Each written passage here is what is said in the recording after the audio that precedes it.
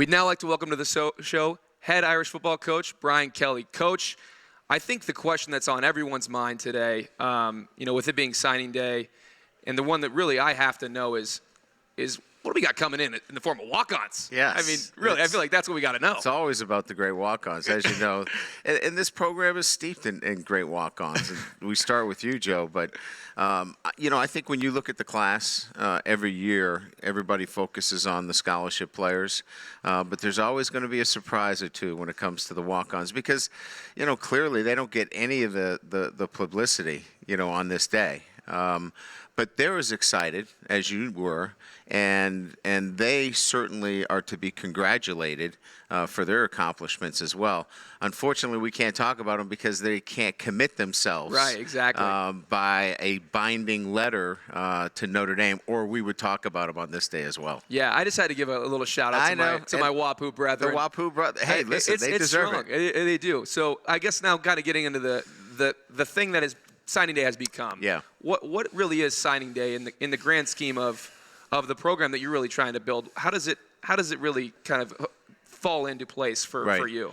Well, first of all, it's a culmination of a lot of hard work. Our recruiting staff, certainly all of the support staffs have to be coming together to put together the kind of classes we've had over the last 6 years. So I think, first of all, a culmination of great work, and then congratulating the student athletes for getting to this point. You know how hard it is to, first of all, be admitted to Notre Dame, but to earn a scholarship to Notre Dame.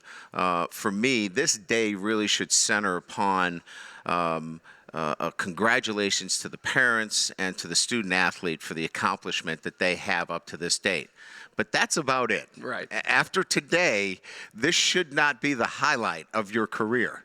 The highlights should come after. Right. The achievements that you had in school, athletically and academically, are the things that you should be looking forward to. So just to keep it in a big perspective, today should be about, what you achieved in high school to get to this point, and then the journey begins. Right. And so we talk a little bit about it's kind of a celebration for these kids. Now, you still got the rest of your team in the weight room right now, right? So I mean, what's really going on with the team in this part of the cycle for them? Well, first of all, the group that's down there right now will decide the success of this football team next year. It will not be this class. This class will complement what we do next year. There's no question, and we'll ask them to be there for us as freshmen were for us this past year, Joe. Right. And they'll complement what we do. But the base of this football team, the success, will happen with the group that's down there right now. So it's important that once signing day is complete,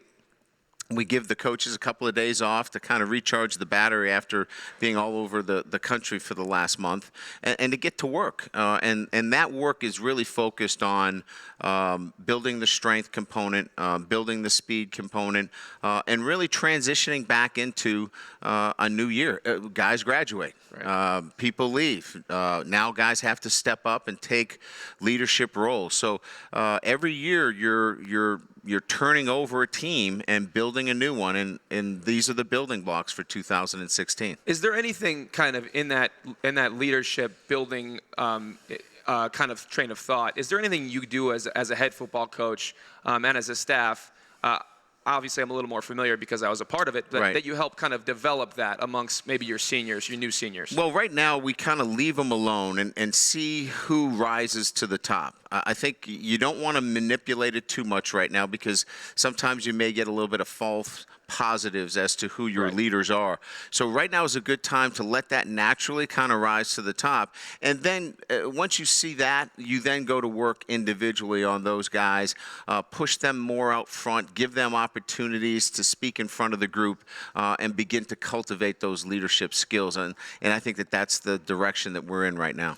I think something that, kind of switching gears here, something that might be interesting is what's it like, being the head football coach at Notre Dame and walking into to a high school? Just going on to campus and meeting someone for the first time. What's it like for you, kind of going into that kind of situation, and maybe how do you prepare yourself? Well, you're walking in as the head football coach, and you're representing the entire university. You're an ambassador for all that is Notre Dame, from the academic standpoint to the spiritual end, and all that Notre Dame represents. So you don't walk in there, as a football coach, as an X and O, football coach. Right. It's all that Notre Dame represents, and so I keep that in mind. So you have to be obviously a great ambassador. I always get an opportunity to talk to principals and headmasters and guidance counselors, because they want to spend more time with you than maybe the football coach. Right. And so it's important. And I think it's like no other school maybe that has that kind of, public persona, that when you go into those schools, they always want to talk to the head coach at Notre Dame, because not that it's just the football end, but it's the university that's being represented there. Right. And I think when I think about you being an ambassador, the one quote that always comes to mind when trying to explain Notre Dame to people is the Lou Holtz quote of no explanation being necessary, no explanation will suffice. But really, kind of, how do you explain Notre Dame to these people? Because it's a very difficult place to kind of describe adequately, with the English language. What do you do? Well, I think the first thing that we try to do is find out those that understand how a valued education is going to impact their life. And if they don't understand how an education is going to help them for the next 40 years, then we're really moving on to the next guy. Right. If they're all just about playing football and that's the only thing they're interested in, Notre Dame's not going to hit their brain. Right. So it's important to find guys that understand the value of a Notre Dame degree. And once we do that, we just tell them, look, you're shopping down a different aisle. Right. And this is what you're going to get if you shop down this aisle. You're going to get community. You're going to get spirit. You're going to get the opportunity to have a world-class education and play for championships. And we think that that's our distinctions, and that's what we talk about when we're on the road. So you mentioned all those great things. You talk about playing for championships. You talk about great education. You talk about the spiritual aspect of Notre Dame. And I feel like it might be easy for a recruit to just kind of fall in love with that in their home. How do you decide really if it is truly the right place for them? What is a way that you kind of can figure that out about a player? I feel like that's something that's very difficult, especially with a place that's not for everyone. Well, we're very transparent with that. We put our cards on the table. Here's who we are. I don't know if you guys looked out there. It's not sunny all the time here. We don't have. Hey, it's 50 degrees today. It is 50 degrees. There's there's no clouds. But we don't have a beach. No, we do We're not close to Rodeo Drive, and clearly you're coming here for different reasons. The holistic approach to developing you as a man, the ability to deal with adversity, the ability to be disciplined and grow as a young man while you're here on our campus. And so it's important for us to be transparent in those things. And, right. and if we were anything but that, I think we'd be spinning our wheels. Right. So when we get down to these last couple of weeks, we truly know whether we have traction with a particular recruit or not, and whether it's a false kind of feeling relative to a recruit. So every kid that we're involved in right now, they get Notre Dame. Now, whether they choose Notre Dame, there are other things that are involved there. But this is clearly one of those things where I think as coaches across the board, all 9 assistant coaches, we're all on the same page about being transparent in terms of who we are. You talk about that transparency. And one thing that I thought was great about this past season was really just how we were able to accomplish that with things such as Showtime or the media department here, and just kind of giving people an inside look at Notre Dame football. Was that kind of part of the thought process in kind of creating that kind of content for recruits? Well, I think there's a number of things that were factors. One, we had a mature team. I thought we had a very good leadership group that could handle a bit of the buzz and the potential distractions that were, ultimately going to be part of bringing Showtime in there. I thought that our football program was at a point where it was easy for us to open the doors and let people see who we are. There was a consistency amongst everybody within our staff that you could certainly do that. But I think more than anything else, we weren't going to necessarily move those that didn't have a favorable feeling about Notre Dame, but we were going to gain those that didn't know about Notre Dame, right, and gain their respect for who we were. So that was really the Showtime piece.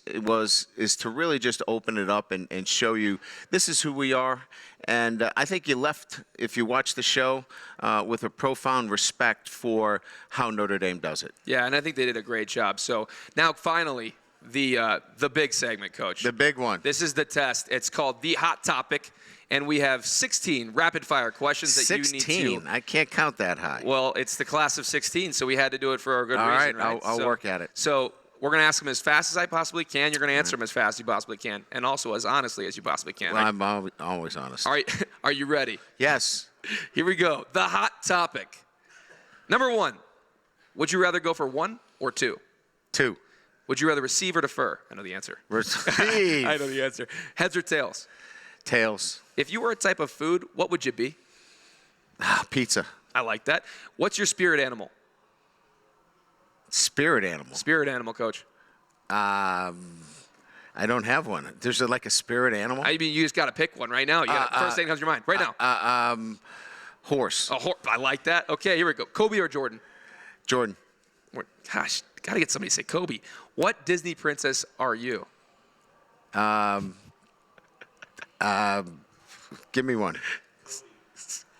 Kobe. Kobe. There we go. Thank you. We got a Kobe in there. Not exactly a princess, but would you rather be yourself for the day or SID Mike Birch? Oh, Mike Birch. It's hard being him. I was going to say. Do you use umbrellas? No. Coach. I know. You got to be sensible. I know. Go-to dance move. The spin move. Okay. If your life was a movie, what actor plays you? Matt Damon. I like that. Scale 1 to 10. How attractive are you? 7. If you could have one superpower, what would it be? Replay the day. Coach, do you like to be tickled? No. Coach made it through the Hot Topic. All right. Thanks so much that was for joining 16. us. God, Yeah, thank God. I know you made it. Thanks so much.